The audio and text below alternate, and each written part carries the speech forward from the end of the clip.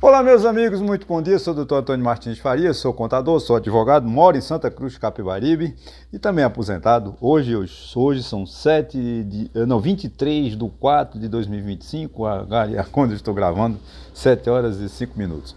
Em primeiro lugar, eu quero agradecer a Deus por eu estar vivo. Você, meu amigo, minha amiga, meu irmão, minha irmã, que dá seu like, seu dislike, faz seus comentários. Muito obrigado, muito obrigado. Obrigado aos 585 inscritos. Não ganhei nenhum de quarta-feira para cá, mas tudo bem, faz parte. E você ainda que não se inscreveu no meu canal, corre e se inscreva. A campanha está de pé até o final do ano, nós ultrapassarmos 1.000 inscritos. Eu conto com a sua colaboração, eu conto com sua amiga, com seu amigo, com sua sogra, vai pedindo para todo mundo, pedindo para se inscrever no meu canal. Muito obrigado mesmo. Obrigado aos 14 pessoas que visualizaram meu vídeo, pouca visualização.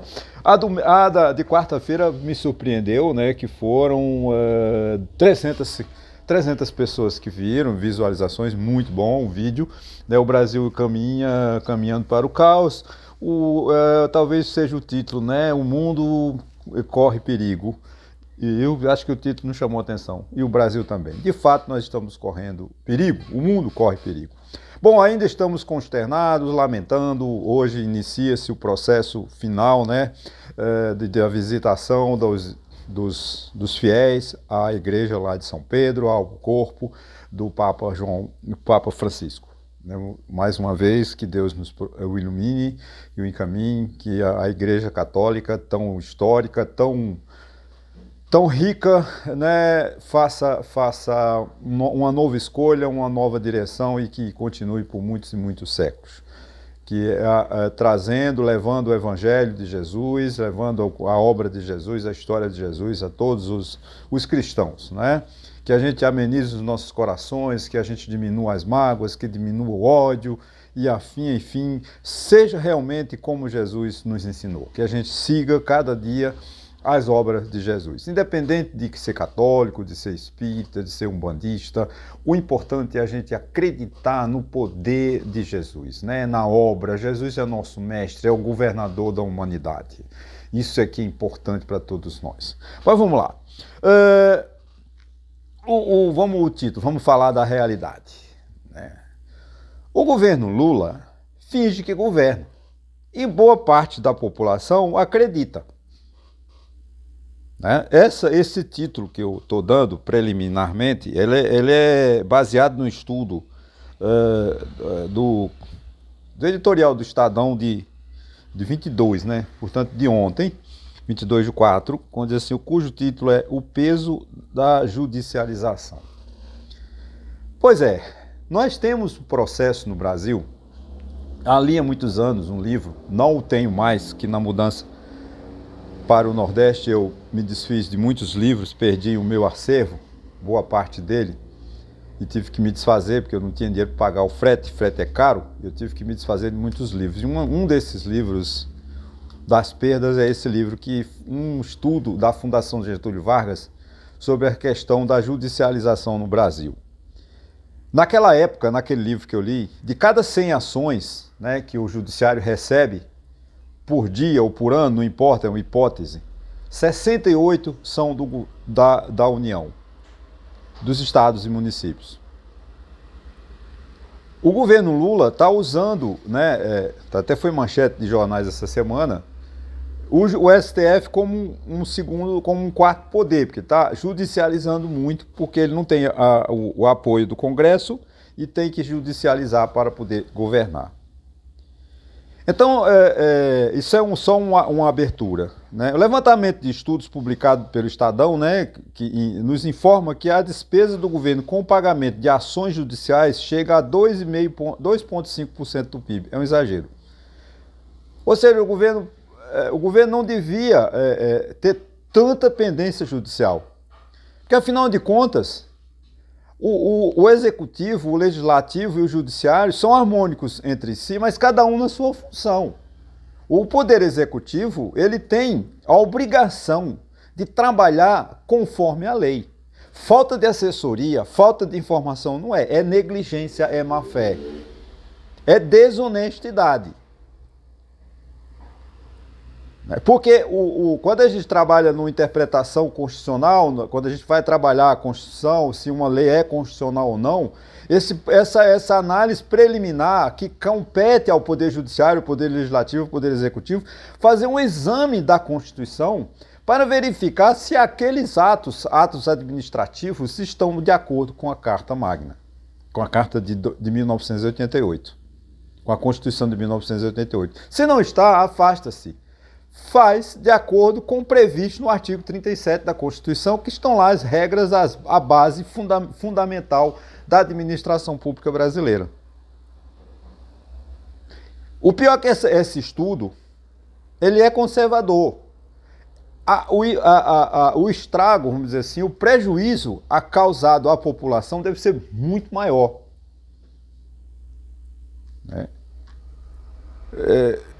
Eu não sei o que nos assusta ou nos preocupa, né? Pois há 15 anos esse índice era de apenas 1%. Você vê como o governo de 15 anos para cá vem negligenciando, vem agindo sem rumo, sem projeto, sem proposta, populismo em cima de populismo, né? Golpe de Dilma, que isso sujou muito a nossa política, o golpe chamado golpe de Dilma, que não foi um golpe, né? Porque se foi golpe, o presidente do STF e o atual ministro da Justiça foi cúmplice. Porque ele era o presidente do STF e julgou o processo, a cassação de Dilma. Para o PT acusar que foi golpe, o Lewandowski devia ser demitido pelo Lula porque ele é golpista. Foi o Lewandowski que rasgou a Constituição, que cassou o mandato de Dilma, mas não tirou-lhe dela os direitos políticos. Então o Lewandowski levará para a eternidade essa culpa de ter rasgado a Constituição, que a lei diz, tinha que ser cassado os direitos políticos, mas também a perda do mandato.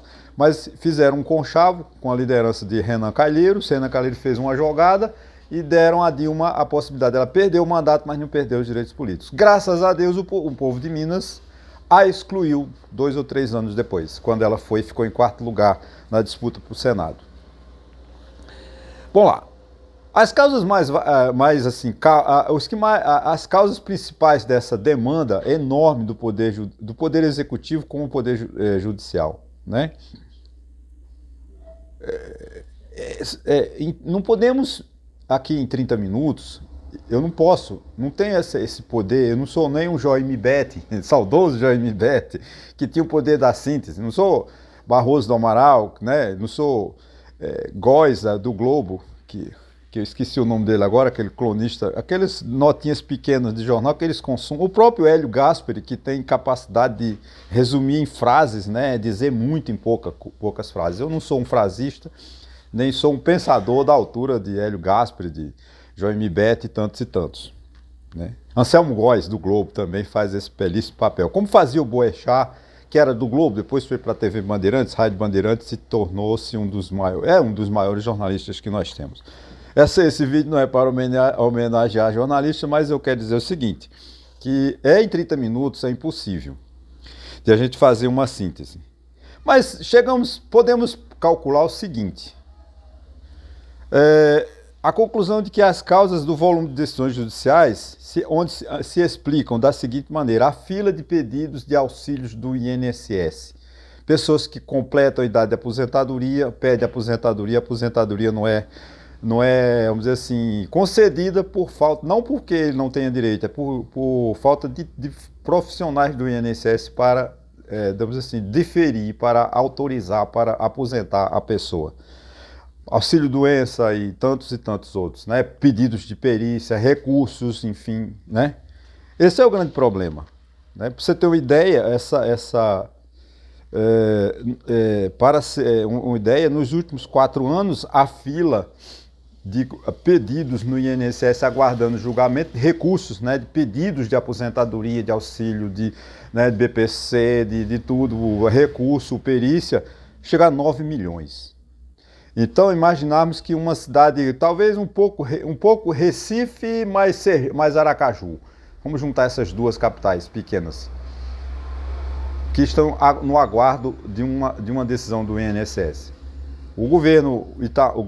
Essa crise começou no governo Bolsonaro, Bolsonaro não resolveu. Essa crise continua no governo Dilma, no governo Lula. O presidente, o ministro da Previdência Social disse que ia acabar com a fila, não acabou. Né, que tem mais ou menos em torno de 4 milhões de pessoas hoje, né, assim, de 2 milhões de pessoas pedindo por cada mês, né, auxílio não é atendido. Outra coisa que me preocupa, né, o governo, essa dívida de 2,5% do PIB de decisões judiciais, que é um alarme, é um exagero. O governo administra mal, o governo gerencia mal os recursos, os nossos recursos. Porque quando você leva 2 anos, 3 anos para ter uma aposentadoria, o INSS conceder a aposentadoria, você não consegue, o que faz? Recorre ao Poder Judiciário. Aí vai para o Poder, o juiz concede. Aí tem recurso, o próprio INSS recorre, que é recursos, não vou nem falar do sistema tributário, que é recurso obrigatório, né?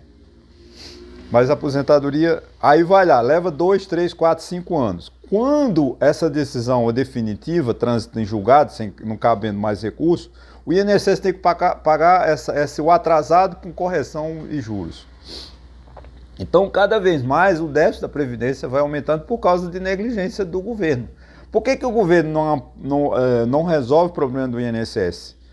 É a questão de alocamento de pessoas. Isso é uma reforma administrativa. Pega, aonde tem funcionários seus? No Ministério do Trabalho tem funcionários seus, leva para a Previdência. Ah, mas tem a legislação. É claro que o auditor, para conceder uma aposentadoria do INSS, ele tem que ser um auditor fiscal, não é qualquer pessoa. Não adianta, vamos levar, como o Bolsonaro deu a ideia de levar o Exército, botar as Forças Armadas no INSS para conceder a aposentadoria. Gente, isso é uma loucura. A pessoa que concede uma aposentadoria é uma pessoa com conhecimento especializado, é um auditor fiscal da Receita Federal, do INSS, da Previdência Social, que vai dizer se a pessoa tem ou não direito àquela aposentadoria. Então é um processo administrativo. Tá? Agora, tem que se resolver isso. Isso é problema de governo. Concurso. Há quanto tempo que o governo não faz concurso? Ah, tem muito emprego. Tem muito emprego num determinado setor, mas em outro tem carência. O INSS é um dos principais. Né, que não resolve o problema. Você não pode levar 2 anos, 3 anos para ter um recurso atendido no INSS. Você não pode esperar uma operação, você está doente e vai ingressar com um pedido para o SUS lhe operar, ele marcar para daqui a 2, 3 anos. Você não pode ficar 2, 3 anos sentindo dores horríveis, muitas vezes. Você que sofre questões de saúde sabe, a gente sabe a dor que é. Né, você esperar a expectativa de você esperar 2, 3 anos por uma cirurgia. Isso é muito triste, é lamentável a gente ter. Então essa questão dessa judicialização, ela é incompetência do governo. Você vê, é o governo que não está preocupado com o povo, não está preocupado com a administração. A gente vê que o governo Lula, ele não está nesses 2 anos e meio, quase 3 anos de governo, preocupado com o povo, está preocupado em fazer, você vê a reforma ministerial. O União Brasil, que eu nunca vi, você rejeitar ser ministro. Né? Ficaram uma semana, escolheu o deputado do Maranhão, aí 2 semanas ele nega, não quero mais, eu não aceito o convite. Qualquer brasileiro na rua estaria satisfeito de ser ministro, mesmo que fosse 1 dia, 2 dias. Se me chamasse para ser ministro, para ser secretário de fazenda, sei lá de quem que fosse, seria uma honra para mim, né, ser secretário, se prestar um serviço. Ele recusa, porque você vê, é uma politicagem, você vê que ninguém está ali interessado em resolver os problemas do país, ali é questão política, porque o União Brasil quer romper com o Lula, quer apoiar Bolsonaro ou não, mas ele não quer perder ao mesmo tempo a mamata, né, o Centrão não quer perder os recursos. É triste, né, porque falta vontade política. Né? Desculpa o barulho, fica difícil trabalhar assim, mas eu não tenho como, viu? Os caminhões passando. É lamentável que o país viva numa situação tão desastrada como nós estamos vivendo. O país não tem governo. Não tem governos estaduais, não tem governo municipal, não tem governo federal. Ah, você está criticando? Não, é porque eles não agem mais em nome do povo, eles agem em nome deles. Você vê agora esse negócio do Podemos, parece que é o Podemos com o PSDB, tentando se juntar. Quem foi o PSDB? Né? Governou o país por 8 anos, tirou o país da espiral inflacionária deixada pelo golpe militar de 64, e hoje o partido pedindo a Deus para não morrer. Vai fazendo um acordo com o governador do Rio Grande do Sul, porque eles... que adianta o governador do Rio Grande do Sul se lançar candidato pelo Podemos, pelo PSDB, vai 2, 3% dos votos, para que isso? Não vai resolver. O PSDB não é mais um partido nacional que possa discutir os problemas nacionais. Debita a Aécio Neves, debita lá o ex-governador de São Paulo, que acabaram com o PSDB. O próprio Geraldo Alckmin, que foi um PSDBista, foi governador de São Paulo, não sei quantos anos, ele mesmo destruiu o partido, por interesses. Negaram a história do país. O João Dória. João Dória que enterrou o PSDB junto com a Aécio Neves e o Geraldo Alckmin. Né? Esses governadores, como esse do Rio Grande do Sul, é uma peça política, é uma figura política de respeito. Acho que tem futuro. Mas no PSDB não tem. Como eu falei no vídeo passado, 29 partidos, nenhum presta, nenhum são vivos. Os partidos estão desmoralizados. Por quê? Porque eles não se interessam pelo povo, se interessam só pelas verbas.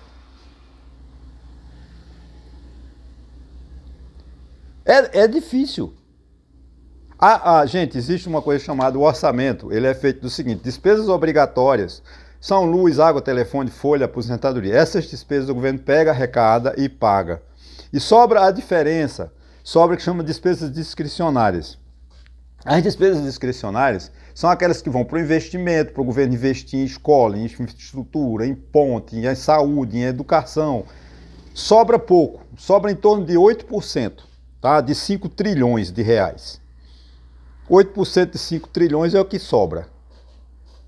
Aí, desses 8%, 22% está com a Câmara e o Senado. Para distribuir para os apadrinhados, para falcatruas, como nós estamos vendo essas crises, a Polícia Federal todo dia na rua fazendo campanha em busca de desonestidade, de desvio de recursos do prefeito e deputados envolvidos com as emendas parlamentares. Essas emendas chegarão em 2026, se eu não me engano, elas chegarão a mais de 50%. E em 2027, o governo vai se tornar uma peça carimbador. Sabe aquele funcionário público que fica só carimbando? Não tem mais carimbo, mas é por causa da era da informática. Mas quem é da minha idade viu que era um funcionário que só tinha capacidade de carimbar. Né? Carimbar. O governo hoje já é assim. O governo Lula não tem mais controle sobre o orçamento. E quem tem que controlar o orçamento é o Poder Executivo. É o presidente da República, é o governador, é o prefeito que tem que dizer aonde vai investir, vai planejar o investimento, planejar para tentar igualizar, para tentar levar o benefício, o bem-estar para toda a sociedade. Mas acontece que o Congresso Nacional sequestrou o orçamento e hoje o presidente Lula não passa de um carimbador de despesa. Ou um ordenador de despesa. Ele não tem mais poder. E em 2027, que nós vamos ter uma crise em 2026, 2027, questão do orçamento. Porque as despesas discricionárias, ou seja, não vai sobrar a arrecadação de tributos, não vai sobrar para investir. O governo vai parar de investir, vai chegar a 100% do total. O governo não tem mais com que investir. O que se arrecada vai ser para se pagar aquilo que se tem projetado. O orçamento de 2027 não fecha.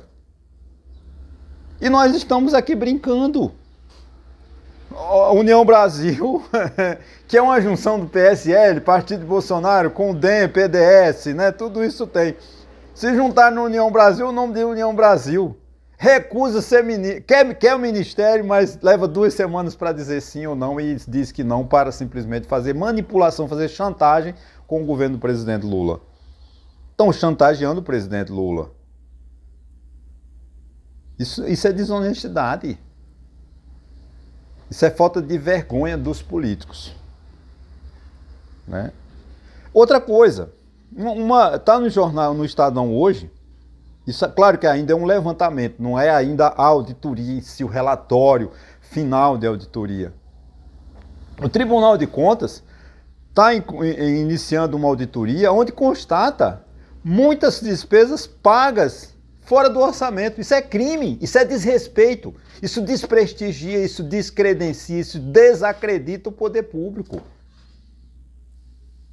Nós vamos ter um governo que não se acredita. Não vamos, daqui a pouco, não vamos mais acreditar nos números da inflação, nos números do PIB, porque o governo manipula, desgoverna, paga despesas que não estão no orçamento, que não estão previstas em orçamento, através de fundos, em não sei o quê. Gente, isso é crime. É desonestidade. Claro que isso é preliminar. O Tribunal de Contas ainda vai levantar esses dados e vai às explicações, mas ele constata, o Tribunal de Contas tem constatado pagamento de despesas que não estão previstas em orçamento. O pé de meia é um deles. O pé de meia, segundo notícias dos jornais, custará 12 bilhões e 500 milhões de reais, mas só tem 1 bilhão ou 2 bilhões previstos em orçamento. Da onde vai sair esses 9 bilhões ou 10 bilhões de reais? Se o governo quer um programa social, que coloque no orçamento. Não adianta dizer, não, nós vamos pagar precatórios, mas não vamos colocar no caixa. Gente, isso não existe. Isso não é contabilidade. Até quando nós vamos ter que fechar, né, todo ano uma PEC, uma emenda constitucional? Nós estamos com 139, quase 140 emendas constitucionais, só para fazer remendos no orçamento.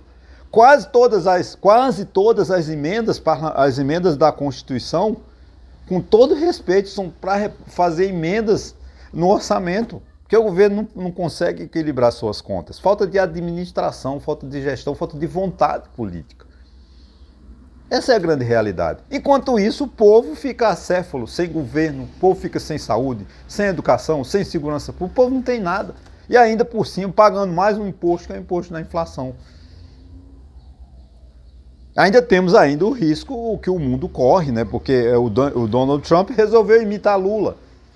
O populismo do presidente dos Estados Unidos agora está imitando o Lula, que é colocando um bode expiatório na crise americana, que é o presidente do Banco Central. A mesma coisa que Lula fez no início do governo, quando toda a culpa dos juros altos era por causa do presidente do Banco Central, que tinha sido indicado por Jair Bolsonaro, que era uma mentira. O atual presidente do Banco Central foi indicado pelo PT, é ligado ao PT e a taxa de juros continua nas alturas. Porque política monetária não tem milagre. Há que se discutir, sim, vamos discutir as raízes econômicas. Vamos lá, pegar a Universidade de Chicago, a Universidade de Londres, a Universidade de Paris e vamos encontrar uma solução para a questão do Brasil ter uma taxa de juros tão alta. Eu não entendo porque que nos Estados Unidos, na Alemanha, as despesas de juros são baixas. E eles têm um endividamento também. Porque eles são ricos? Não, não adianta. Não sei, tem alguma coisa errada. Eu não sou economista. Agora, que tem alguma coisa errada, tem. Vamos parar e vamos discutir isso. Agora, do jeito que está, é impossível. É triste a gente ver um país que não é governado. Né? Você vê parece piada o que eu estou falando, mas você sair de 1% há 15 anos atrás para 2,5% das despesas que são para pagar a decisão judicial. Gente, decisão judicial é incompetência do governo. Quando o governo está cobrando mal, o governo está cobrando errado, ou então o governo está negando benefício à população. Isso é falta de governo. Aí recorre ao Poder Judiciário, o Poder Judiciário obriga o Estado a indenizar, obriga o Estado a conceder a aposentadoria, que é um direito. O INSS tem que estar apto, tem que estar preparado para, se a pessoa chegar lá com a perícia, não ser negado por ser negado. Eu não sou o auditor, o médico do INSS, eu não quero que ele aprove todas as perícias, não. Eu quero que ele negue, porque tem muita perícia, tem muita doença que não precisa de aposentadoria. Nós sabemos. Agora, o que está acontecendo? O SUS está negando automaticamente. O fiscal lá no INSS, ele nega propositadamente, sem ter por quê? Porque ele não quer fazer caixa. Ele sabe que se der muito auxílio, der muita aposentadoria, o INSS vai pagar mais. Aí o que ele diz? Nega para levar 2, 3, 4 anos para pagar em 2035. Isso é mais prejuízo, porque é uma decisão que vai ser daqui a 2, 3, 4 anos. O juiz vai dizer que você tem direito a auxílio-doença, você vai ter direito à aposentadoria por invalidez, né? Você vai ter direito a uma aposentadoria por idade, mas só daqui a 4, 5 anos é que o governo vai despender de caixa. Enquanto isso, ele está livre para não pagar. Foi o que Dilma fez com o 13º. Ela mandou o banco, Caixa Econômica e Banco do Brasil pagarem a aposentadoria dos daquele ano, né? E não chegou em janeiro, não mandou o dinheiro para o banco. Continuou o Banco do Brasil, que tem acionista, que compra ações e quer lucro, devendo, o governo devendo o cheque. Ela passou um cheque, né? Usou o cheque especial do governo federal. Por quê? Porque ela não queria, se eu mandar o dinheiro, vai diminuir o caixa da União. Então o Banco do Brasil e Caixa pagaram o INSS, que depois a gente resolve isso. Isso não é administrar. Isso é incompetência. É o caso que está acontecendo com o Brasil. Ah, mas só com o governo Lula? Não. Vem há séculos isso. 15 anos de desgoverno. Essa é a grande realidade. Ok, gente? Mais uma vez, se você chegou até aqui, muito obrigado por ter assistido ao meu vídeo. Obrigado. Passe para um amigo, para uma amiga. Peça para ele se inscrever no meu canal. Vamos trabalhar para que até o final do ano eu ultrapasse 1000 inscritos. Estou muito feliz com os 585 inscritos até agora e as 14 visualizações do meu último vídeo. Muito obrigado e até hoje, até sexta-feira.